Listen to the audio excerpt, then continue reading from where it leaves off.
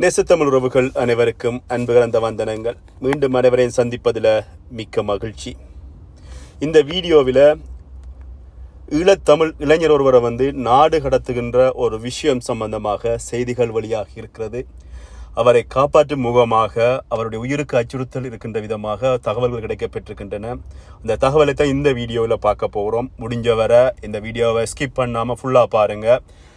உங்களோட முடிஞ்ச உதவிகளை செய்யுங்க. அவரை எப்படியாவது எங்களுடைய அந்த இளைஞருக்கு பாதுகாப்புக்கு உங்களோட முடிஞ்ச உதவியை செய்யுங்க அப்படின்னு சொல்லி அவர் உங்களோட அன்பான கோரிக்கை விடுத்திருக்கிறார். இந்த வீடியோக்குள்ளே போவதற்கு முன்பதாக என்னுடைய சேனலுக்கு யாராவது புதிதாக வருபவர்கள் என்னுடைய சேனலை சப்ஸ்கிரைப் பண்ணிவிட்டு உள்ளே வாங்க அப்படின்னு சொல்லிக்கொண்டு, பாஸ்கரன் குமாரசாமி இந்த சகோதரனை பற்றி தான் நாங்கள் இந்த வீடியோவில் பார்க்க போகிறோம். இவர் ஒரு ஈழத்தமிழராக இருந்து தன்னுடைய உயிருக்கு அச்சுறுத்தல் வர போகிறது அப்படின்னு சொல்லி தாய் தமிழகத்துக்கு போயிருக்கிறாரு. அங்கே பார்த்தீங்கன்னு சொன்னால் பாஸ்போர்ட் வழக்கில் அவர் கைதாகி 3 வருடங்கள் சிறையில் அடைக்கப்பட்டு சிறை தண்டனை முடிந்து அதுக்கப்புறமாக அவர் பார்த்தீங்கன்னு சொன்னால் இடமாற்றம் பெறுகிறார். எங்கேன்னு சொன்னால் திருச்சி சிறப்பு திறந்தவெளி சிறைச்சாலைக்கு அங்கே பார்த்தீங்கன்னு சொன்னால் அது திருச்சி சிறப்பு முகாம் அப்படின்னு சொல்கிறது ஒரு திறந்த வெளி சிறைச்சாலை அப்படின்னு சொல்லப்படுகிறது. அங்கே 152 தமிழ் கைதிகள் இருப்பதாக சொல்லப்படுகிறது. இந்த 152 சிறை கைதிகளில்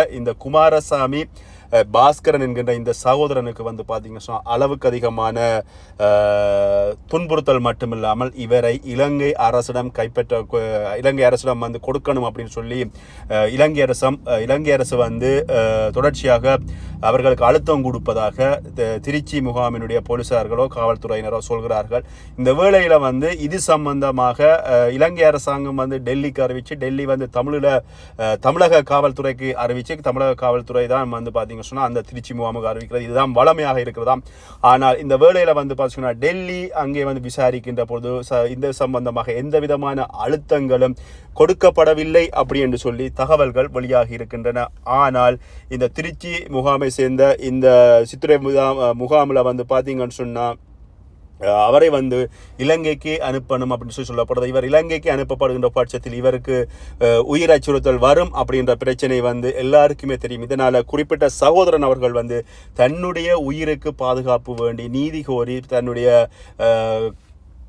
உயிரை பாதுகாப்பதற்காக ஒவ்வொருவரிடம் வேண்டுகோள் விடுத்து கொண்டிருக்கின்றார். அந்த வகையில் பார்த்தீங்கன்னு சொன்னால் இந்த திருச்சி முகாம் அப்படின்றது இங்கே தான் சாந்தன் ஆறு அப்படின்னு சொன்னால் காந்தி கொலை வழக்கில் கைது செய்யப்பட்ட சாந்தன் அவர்கள் விடுதலை செய்யப்பட்டு 30 ஆண்டுகள் நினைக்கிறேன். அதுக்கப்புறமாக விடுதலை செய்யப்பட்டு இவர் அங்கே தான் சிறையில் அடைக்கப்பட்டு அதுக்கப்புறமாக அவருடைய கல்லீரலில் வருத்தம் காரணமாக அதுக்கு சரியான வகையில் இந்தியா அரசாங்கம் அவருக்கு மருத்துவ சிகிச்சை அளிக்காமல் விட்டதன் விளைவாக அவர் இறந்திருந்தார்.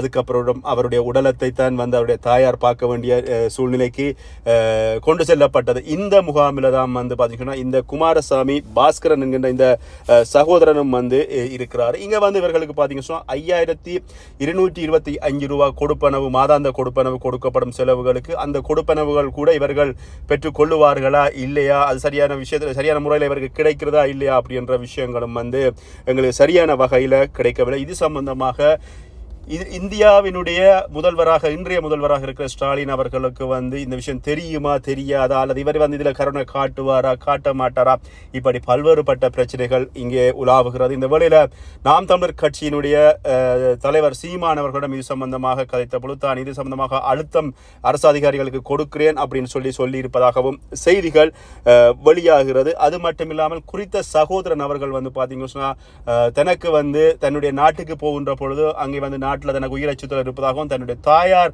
அண்மையில் கேன்சர் நோயினால் இறந்திருப்பதாகவும் அது மட்டும் இல்லாமல் தன்னுடைய 2 குழந்தைகள் அங்கே இருப்பதாகவும் தன்னுடைய குழந்தைகளை உயிரோடு பார்ப்பதற்கு தனக்கு வாய்ப்பு கொடுக்குமாறும் வேண்டி நிற்கிறார். அது மட்டும் இல்லாமல் இந்த குறிப்பிட்ட இந்த சகோதரன் தான் சுவிட்சர்லாந்து போவதற்காக அங்கே இருக்கின்ற அவருடைய வக்கீல், அதாவது சட்டத்திரணி ஊடாக சுவிட்சர்லாந்தினுடைய தூதரகத்துக்கு பார்த்தீங்கன்னு சொன்னால் தொடர்பு கொண்டு அங்கே அவர் தனக்கான அகதி கோரிக்கையை முன் வச்சுக்கார். ஆனால் இதே போல ஏற்கனவே இருந்த தமிழ் அகதிகள் அல்லது தமிழ் கைதிகள் பார்த்தீங்கன்னா சுவிஸ் நாட்டோட தொடர்பு கொண்டு அது அப்படியே டெல்லியில் இருக்கின்ற அவருடைய தூதராலயத்துக்கு போயிட்டு அங்கே இன்டர்வியூ அங்கே இன்டர்வியூக்கு போனார்கள்னு சொன்னால் அவர்கள் கேட்கப்பட்ட போன்ற கேள்விகள் எல்லாத்துக்கும் பதில் சொன்னதுக்கு அப்புறமாக இவருக்கு உண்மையாக இலங்கை நாட்டில் வந்து உயிர் அச்சுறுத்தல் இருக்கின்ற பட்சத்தில் அவர்களை வந்து பார்த்தீங்கன்னா சுவிஸ் நாட்டுக்கு எடுப்பது வளமையாக இருக்கிறது. இந்த வகையில் நிறைய தமிழர்கள் போயிருப்பதாக சொல்லப்படுகிறது.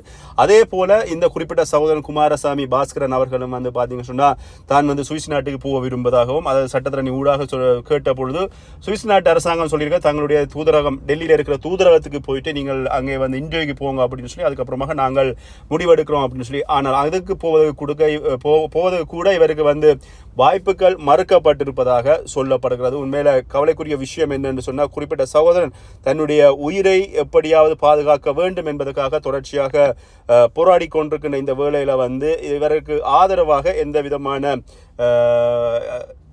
கருத்துக்களோ அல்லது வந்து ஆதரவாக யாருமே வந்து குரல் கொடுப்பதாக தெரியவில்லை. அந்த வகையில் இவர் வந்து இப்போ ஒவ்வொரு அரசிடமும் அவர் அரசாங்கத்தினுடைய இந்திய அரசாங்கத்தினுடைய எங்களுடைய தமிழகத்தினுடைய முதல்வராக இருக்கிற ஸ்டாலின் அவர்களுக்கு கூட கடிதம் எழுதியிருக்கிறார்.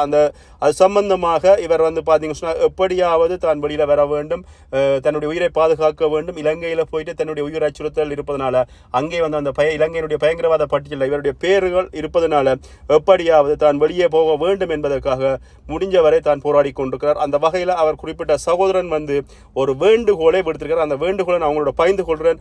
முடிஞ்சவரை அவங்களால யாராவது உதவி செய்ய முடியுமாயின் அவருக்கு உதவி செய்து அவரை வந்து வெளியில் கொண்டு வாங்க அப்படின்றத வந்து இந்த வழியில் சொல்லிக்கொண்டு அவருடைய பகிர்வு அல்லது அவர் சொன்ன விஷயம் இப்படித்தான் இருக்கிறது.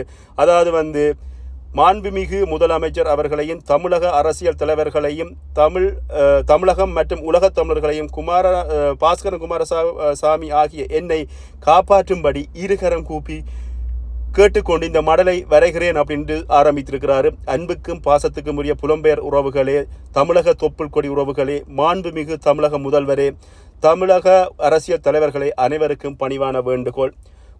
பாஸ்கரன் குமாரசாமி ஆகிய நான் 2016 ஆண்டிலிருந்து கியூ பிரிவில் பொலிசாரால் கைது செய்யப்பட்டு எந்த வழக்குகளும் இல்லாமல் சிறையில் அடைக்கப்பட்டிருக்கிறேன். என்னை விடுதலை புலிகள் என குற்றம் சாட்டி இலங்கை அரசு கருப்பு பட்டியலில் சேர்த்து இலங்கையில் தடை செய்தது அரசாணை பிறப்பித்து உள்ளது. இதன் காரணமாக இலங்கை அரசாலும் இந்திய அரசாலும் கடந்த சில ஆண்டுகளாக நான் அச்சுறுத்தப்பட்டு வந்துள்ள நிலையில் பல முயற்சிகளின் பின்னர் சுவிட்சர்லாந்து தூதரகத்துக்கு மனிதநேய விசாவுக்காக எனது வழக்கறிஞர் மூலம் விண்ணப்பம் செய்யப்பட்டு கோரிக்கை வைத்திருக்கிறேன். இதன் பயனாக டெல்லியில் உள்ள சுவிட்சர்லாந்து தூதரகம் என்னை நேரில் ஆயராகும்படி அறிவுறுத்தல் விடுத்தது. இதனால் என்னை டெல்லியில் இருந்து சுவிட்சர்லாந்து தூதரகத்துக்கு ஆயராக அனுமதி கோரி மாநில அரசுக்கும் மத்திய அரசுக்கும் பல கோரிக்கைகளை முன்வைத்திருந்தேன். ஆனால் என்னுடைய கோரிக்கைகள் அனைத்து நிராகரிக்கப்பட்டு சுவிட்சர்லாந்து தூதரகம் செல்ல அனுமதி மறுக்கப்பட்டது. மாறாக தமிழக அரசு அனுமதி மறுத்த நிலையில் என்னை இலங்கை அரசு கருப்பு பட்டியலில் இணைக்கப்பட்டுள்ள காரணத்தினால் இலங்கை அரசு இந்திய அரசை என்னை கையளிக்கும்படி கோரிக்கை விடுத்துள்ளது. இதன் காரணமாக இந்திய அரசும் தமிழ்நாடு அரசும் இணைந்து என்னை நாடு கடத்துவதற்காக தீவிரமாக செயல்பட்டு வருகிறது. எனது குடும்பத்தில் 4 பேர் இலங்கை அரசால் படுகொலை செய்யப்பட்டுள்ளனர். எனது தாயார் புற்றுநோயால் தாக்கப்பட்டு கடந்த வருடம் மரணமடைந்துள்ளார். இந்த நிலையில் நான் நாடு கடத்தப்பட்டால் இலங்கை அரசால் சித்திரவதைக்கு உட்படுத்தப்படலாம் அல்லது கொலை செய்யப்படலாம் என்ற அச்சம் எனக்குள்ளது. அப்படி நான் நாடு கடத்தப்பட்டு எனது உயிருக்கு ஆபத்து ஏற்படும் நிலையில் எனது 2 குழந்தைகளையும் அனாதைகளாக விடப்படுவார்கள் என்பதையும் அவர்களுடைய எதிர்காலம் பாதிக்கப்படும் என்பதையும் இந்த கடிதத்தின் மூலம் தங்களுக்கு தெரியப்படுத்த விரும்புகிறேன்.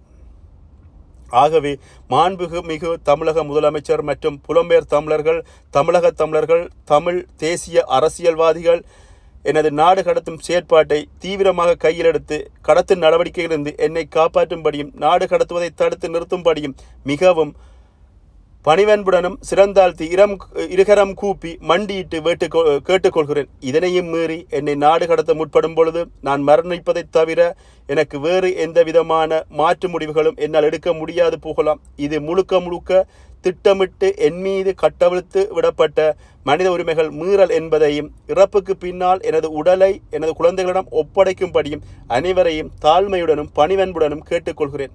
தங்கள் அனைவரும் எனக்காக குரல் கொடுப்பீர்கள் என்று உங்களின் பிள்ளையாக, உங்களின் சகோதரனாக, சக ஈழத் தமிழனாக நம்பிக்கையோடு காத்திருக்கிறேன் அப்படின்னு சொல்லி அந்த கடிதம் முடிந்திருக்கிறது. இந்த கடிதத்தில் குறிப்பிட்ட சகோதரன் அவர்கள் கையொப்பமிட்டு கடிதம் அனுப்பியிருக்கிறார் எங்களுடைய சேனலுக்கு. அந்த கடிதத்தை நான் அவங்களோட பகிர்ந்திருக்கின்றேன். உங்களால் முடிஞ்சவரை அந்த சகோதரனை காப்பாற்றுவதற்கு எங்களுடைய தமிழக அரசாக இருக்கலாம், அங்கே இருக்கின்ற எங்களுடைய ஈழ உணர்வாளர்களாக இருக்கலாம், அதே மாதிரி அரசியல்வாதிகளாக இருக்கலாம், தமிழ் அரசியல்வாதிகள், தமிழர்கள், ஈழத்தமிழர்கள், இந்திய தமிழர்கள் அப்படின்னு சொல்லி எல்லாருமே தமிழர்கள் தான். நாங்கள் எல்லாருமே ஒரு இனம்தான். அதனால் குறிப்பிட்ட சகோதரனுடைய உயிர் அச்சுறுத்தலிருந்து குறிப்பிட்ட சகோதரனை காப்பாற்றுவதற்காக அங்கிருக்கின்ற எல்லாருமே சேர்ந்து ஒன்றாக பாடுபடுவது மட்டும் இல்லாமல் எங்களுடைய ஈழத்தில் இருக்கின்ற தமிழ் தேசிய உணர்வாளர்கள், தமிழ் தேசிய அரசியல்வாதிகள், புலம்பெயர் தேசத்தில் இருக்கின்ற தமிழ் தேசிய உணர்வாளர்கள், அரசியல்வாதிகள் எல்லாருமாக சேர்ந்து குரல் கொடுத்து குறிப்பிட்ட சகோதரனை காப்பாற்றுவதுதான் முக்கியமான ஒரு விஷயமாக இருக்கிறது அப்படின்னு இந்த வீடியோவில் சொல்லிக்கொண்டு மீண்டும் மற்றொரு வீடியோவில் வேறொரு விஷயங்களோடு சந்திக்கின்றேன். நன்றி, வணக்கம்.